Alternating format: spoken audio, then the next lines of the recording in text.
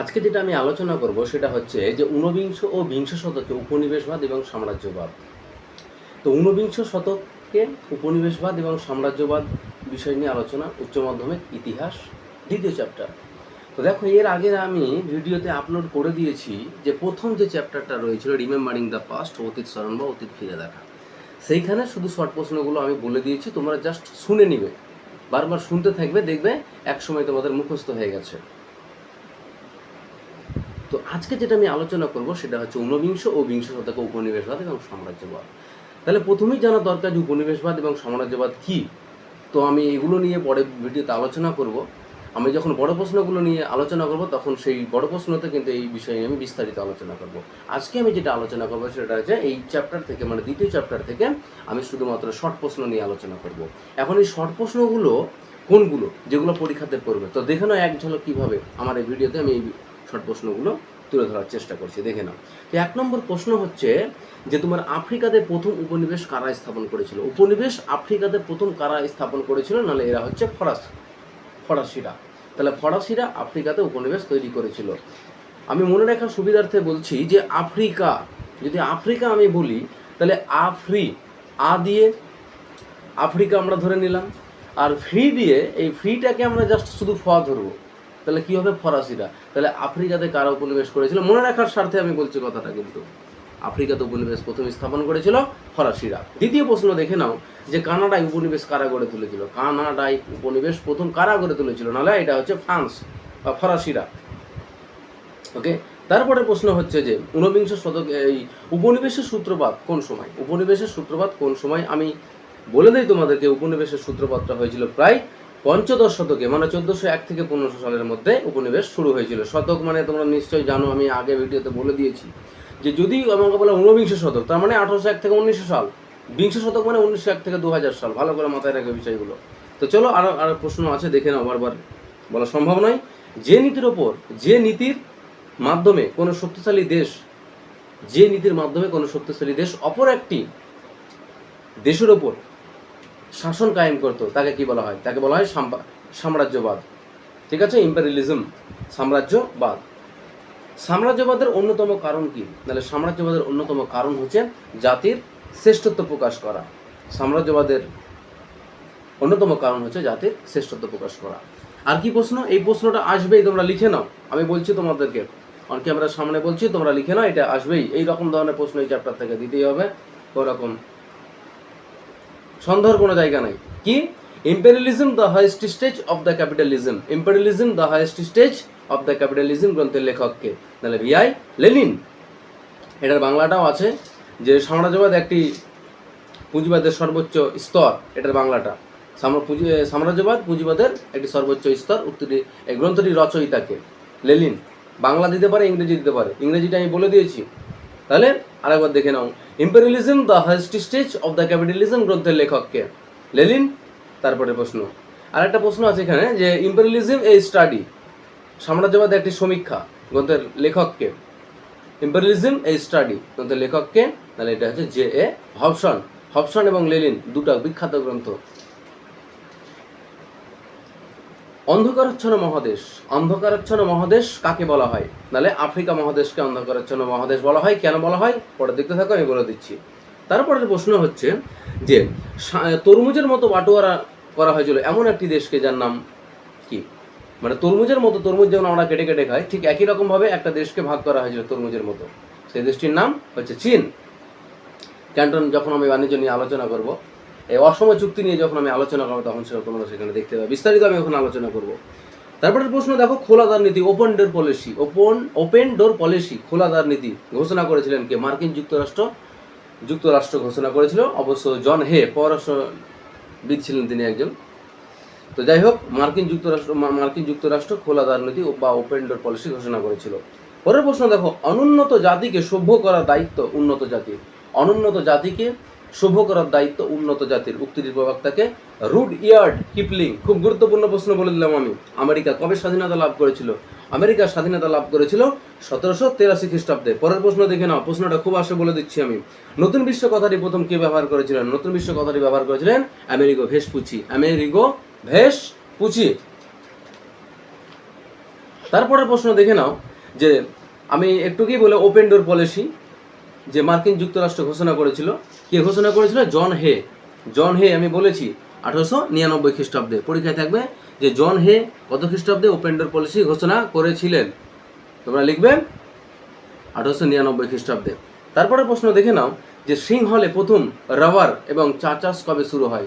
সিংহলে কবে প্রথম রাবার এবং চা চাষ শুরু হয় না, ঠিক কারা করেছিল? আমি প্রশ্নটা বলছি। সিংহল, যেটা বর্তমানে অবশ্য আমরা এখন সিংহল বলতে শ্রীলঙ্কাকে বোঝাই, তো সিংহলে প্রথম রাবার চাষ করেছিল ব্রিটিশরা।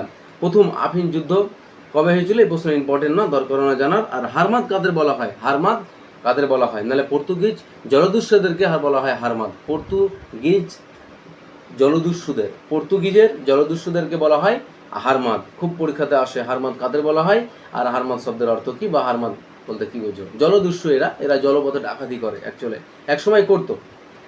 আচ্ছা, ইনকা সভ্যতার ইনকা যে সভ্যতা আছে, আমরা বিভিন্ন সভ্যতা পাই, ইনকা সভ্যতার কে ধ্বংস করেছিলেন? নাহলে ইনকা সভ্যতা ধ্বংস করেছিল আমুন্ডোসন ইনকা সভ্যতা ধ্বংস করেছিলেন। তারপরে কি একটা প্রশ্ন দেখো, কঙ্গো ফ্রি স্টেট গঠনের উদ্যোক্তা কে ছিল? কঙ্গো ফ্রি স্টেট গঠনের উদ্যোক্তা ছিল তোমার বেলজিয়াম বলে একটা দেশ আছে, তোমরা সকলেই জানো কম বেশি। আমেরিকা মহাদেশকে নতুন বিশ্ব নামকরণ করেছিলেন। আমেরিকা মহাদেশকে নতুন বিশ্ব নামকরণ করেছিলেন কে? Amerigo Vespucci. খুব গুরুত্বপূর্ণ প্রশ্ন। আর কি প্রশ্ন দেখে নাও। আচ্ছা, নীল নদের উৎসভূমি কি? নীল নদের উৎসভূমি হচ্ছে সুদান। নীল নদের উৎসভূমি হচ্ছে সুদান। খুব ইম্পর্টেন্ট একটা প্রশ্ন। মিশরকে নীল নদের দান বলা হয়, কেন বলা হয় আমরা আগে আলোচনা করেছি, অনেকবার আলোচনা করেছি আমি এইসব বিষয় নিয়ে। শর্ট প্রশ্নতে আমি আর আলোচনা করতে চাইছি না। তাহলে নীল নদের উৎসভূমি হচ্ছে সুদান। আর কি, সিমলা শেখের সন্ধি কবে স্বাক্ষরিত হয়েছিল? কাদের মধ্যে হয়েছিল? খুব পরীক্ষাতে আসে। আমি বলে দেই, 100টা স্কুল যদি অবজার্ভ করা হয়, মোটামুটি প্রায় 80-90টা স্কুলে এই প্রশ্নটা দেয়। যদি এই চ্যাপ্টার থেকে কোনো প্রশ্ন দেয়, তার মধ্যে একটা অন্যতম প্রশ্ন হচ্ছে এটা, সিমলা শেখের সন্ধি কবে স্বাক্ষরিত হয়, কাদের মধ্যে হয়? 1895, 94-95 অনেক সময় থাকে, তো আমি বলে দিলাম 1895 অপশনটা ভালো করে দেখে নিবা। 1895 সালে কার মধ্যে হয়েছিল? চীন এবং জাপানের মধ্যে হয়েছিল সিমলা শেখের সন্ধি। আর একটা প্রশ্ন বলে দেয় আমি, ভিআই লেনিনের পরীক্ষাতে থাকে এটা, নিউ ইকোনমিক পলিসি বা এনইপি এর প্রবক্তা কে? তাহলে লিখবে তোমরা Lenin, VI Lenin. New economic policy, NEP, NEP. অনেক সময় দিয়ে দেয় নিপের ফুল ফর্ম কি, what is the full form of NEP. তো যাই হোক, ভিআই লেনিন হচ্ছে এর উদ্যোক্তা। আর কি দেখে নাও, জাপান 21 দফা দাবি পেশ করেছিল। জাপান 21 দফা দাবি পেশ করেছিল কার কাছে? চীনের কাছে। আমি যখন দেখবো যে 4th মে মুভমেন্ট আন্দোলন, মানে তোমার 1919 খ্রিস্টাব্দে চীনে 4ঠা মে আন্দোলন হয়েছিল, যেটা আমি আলোচনা করব পরের ভিডিওতে, বিস্তারিত আলোচনা করব।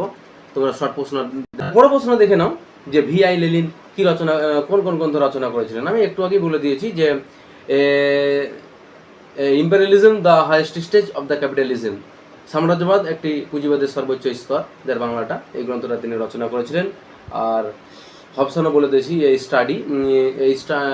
ইম্পেরিয়ালিজম এ স্টাডি গ্রন্থের লেখককে, মানে বাংলাটা হচ্ছে সাম্রাজ্যবাদ একটি সমীক্ষা, গ্রন্থের রচয়িতা সেটা হচ্ছে হবসন। দেখো পরের প্রশ্ন দেখে নাও, সর্বপ্রথম আমেরিকা মহাদেশে কে পদার্পণ করেছিলেন? সর্বপ্রথম আমেরিকা মহাদেশে কে পদার্পণ করেছিলেন? ক্রিস্টোফার কলম্বাস আমেরিকা মহাদেশে পদার্পণ করেছিলেন। তারপরের প্রশ্ন একটা দেখে নাও যে কৃষ্ণাঙ্গ শ্বেতাঙ্গ মানুষের বোঝা। কৃষ্ণাঙ্গ মানে কালো মানুষ, শ্বেতাঙ্গ মানে এখানে সাদা মানুষ। তো কৃষ্ণাঙ্গ শ্বেতাঙ্গ মানুষের বোঝা, এই ধারণা টিকিয়ে দিয়েছিলেন জুলি ফেরি। এই ধারণার প্রবক্তা হচ্ছে জুলি ফেরি। আচ্ছা, আর একটা প্রশ্ন দেখো, শ্বেতাঙ্গ জাতির দায়বদ্ধতা, এই যে ধারণাটা, এটাও হচ্ছে তোমার জুলি ফেরির। ওকে, পরের প্রশ্ন দেখে নাও যে সাদা চামড়ার মানুষদের দায়িত্ব কি ছিল? সাদা চামড়ার মানুষের দায়িত্ব ছিল অনুন্নত জাতিকে সভ্যত করে তোলা, অনুন্নত জাতিগুলোকে সভ্য জাতিতে রূপান্তরিত করা বা সভ্য করে তোলার দায়িত্বই হচ্ছে তোমার সাদা চামড়ার মানুষদের। পরের প্রশ্ন, মার্কেন্টাইল অর্থনীতির মূল কথা কি? মার্কেন্টাইল অর্থনীতির মূল কথা হচ্ছে অর্থনৈতিক নিয়ন্ত্রণকে রাষ্ট্রের অধীনে আনা। অর্থনৈতিক নিয়ন্ত্রণকে রাষ্ট্রের অধীনে আনাই হচ্ছে মার্কেন্টাইল অর্থনীতির মূল বৈশিষ্ট্য। আমি যখন মার্কেন্টাইল অর্থনীতি নিয়ে আলোচনা করবো, সেখানে বলে দেবো মার্কেন্টাইলবাদ কথাটি কে কোন গ্রন্থে প্রথম ব্যবহার করেছিলেন, এবং মার্কেন্টাইল নীতি চালু করেছিল, কে কী কারণে অবসান হয়েছিল, সেটাও নিয়ে বিস্তারিত পরের ভিডিওতে আমি আলোচনা করব। আমি বারবার বলছি যে বড় প্রশ্ন যখন আমি আলোচনা করব, সেই বড় প্রশ্নতে সেই বিস্তারিত আলোচনা থাকছে, ছোট প্রশ্নতে সেগুলো আলোচনা করা সম্ভব নয়। তারপরে দেখো, মার্কেন্টাইলবাদ এই কথাটি সর্বপ্রথম কে ব্যবহার করেছিলেন? ইনি হচ্ছেন অ্যাডাম স্মিথ, একজন অর্থনীতিবিদ। ঠিক আছে, অ্যাডাম স্মিথ মার্কেন্টাইলবাদ কথাটি প্রথম ব্যবহার করেছিলেন। তারপরে মার্কেন্টাইল অর্থনীতির মূল বৈশিষ্ট্য কি? মার্কেন্টাইল অর্থনীতির মূল বৈশিষ্ট্য হচ্ছে যে রাষ্ট্রের উৎসাহে, মার্কেন্টাইল অর্থনীতির মূল বৈশিষ্ট্য হচ্ছে যে রাষ্ট্রের উৎসাহে সামুদ্রিক বাণিজ্যের বিস্তার ঘটানো, রাষ্ট্রের উন্নতির স্বার্থে সামুদ্রিক বাণিজ্যের উন্নয়ন ঘটানো। তারপরের প্রশ্ন দেখো, যে নিপ্পন বা উদীয়মান সূর্যের দেশ কাকে বলা হয়? উদীয়মান সূর্যের দেশ কাকে বলা হয়? তোমরা সবাই জানো যে উদীয়মান সূর্যের দেশ বলা হয় জাপানকে। আর একটা প্রশ্ন, সেটা হচ্ছে যোগ্যতমের উদ্বর্তন তত্ত্বের প্রবক্তাকে। যোগ্যতমের উদ্বর্তন তত্ত্বের প্রবক্তা হচ্ছে চার্লস ডারউইন। চার্লস ডারউইন তোমরা আমরা মোটামুটি ক্লাস 8-এ নাম শুনেছো, ডারউইন তত্ত্ব বলে একটা তত্ত্ব ছিল। আমি এখানে আর আলোচনা করতে পারছি না, আমি শর্ট প্রশ্নের মধ্যে আছি, সুতরাং ওগুলো আলোচনার কোনো জায়গা এখানে আমাদের নাই। আচ্ছা, পর্তুগিজরা ব্ল্যাক গোল্ড কাকে বলতো? এখানে প্রশ্নটা ঠিক এরকম হয়, আমি এরকম করে তোমাদেরকে বলার চেষ্টা করবো যে কাকে পর্তুগিজরা বা কারা গোলমরিচকে ব্ল্যাক ডায়মন্ড বলতো? আমি বলে দিচ্ছি যে পর্তুগিজরা ব্ল্যাক ডায়মন্ড অর্থ হচ্ছে গোলমরিচকে তারা বলতো, যাকে বাংলায় যদি আমরা বলি ব্ল্যাক গোল্ড মানে কালো সোনা, তাহলে কালো সোনা কাকে বলতো পর্তুগিজরা? গোলমরিচকে। প্রশ্নটা খুব গুরুত্বপূর্ণ একটা প্রশ্ন। এ প্রসঙ্গে তোমাদেরকে বলে রাখি যে কেরল বলে একটা রাজ্য আছে আমাদের ভারতবর্ষে, যেখানে কেরলকে বলা হয় ভগবানের নিজের দেশ। তো এইসব গোলমরিচ বা আরও উন্নত ফসল, সুপারি, এগুলো কেরলে খুব বিখ্যাত, মানে প্রচুর পরিমাণে প্রায় চাষ করা হয়।